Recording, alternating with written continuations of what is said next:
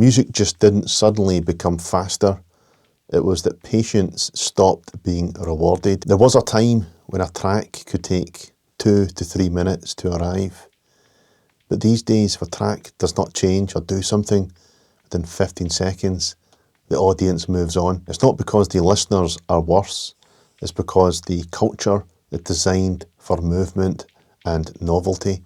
And this video is about how the structure of music has been reshaped by the attention economy.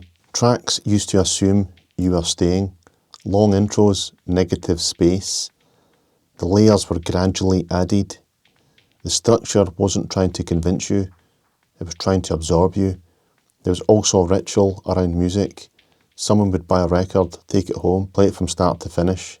They'd sit with it, examine the artwork, read the liner notes, study the sleeve design. The experience wasn't only sound, it was context. You invested time, and that time changed how the music unfolded. Because when you commit to 20 minutes, structure can breathe. Repetition wasn't filler, it was immersion. Music moved at the pace of bodies and attention, not metrics. The compression didn't happen overnight.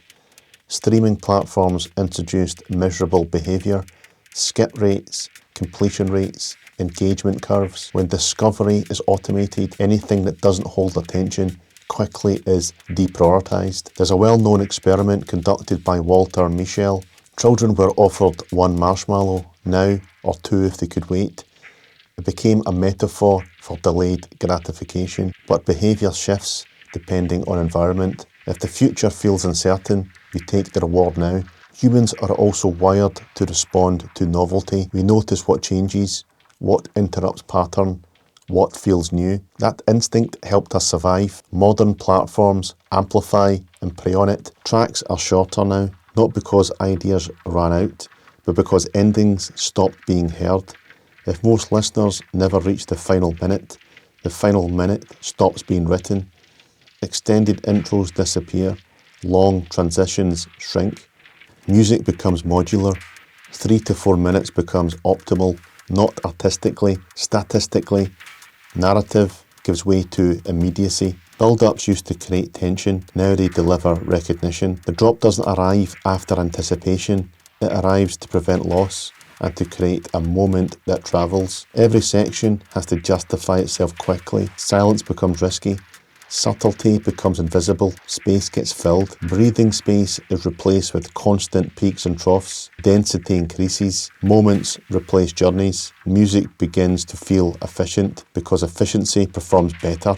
This isn't about taste declining or blaming listeners. People still fundamentally want depth. They want immersion and escapism, but the culture rewards speed.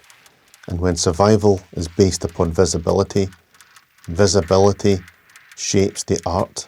When revenue depends on volume, volume dictates the duration. Artists are responding to the environment they're in. It's culturally systemic, not artistic failure. What disappears first is patience. Music that not only works if you stay, music that rewards commitment instead of immediate reaction. Hypnosis requires time. Repetition requires trust. But time is expensive in an attention marketplace. That kind of music still exists in longer sets, smaller rooms, dedicated communities.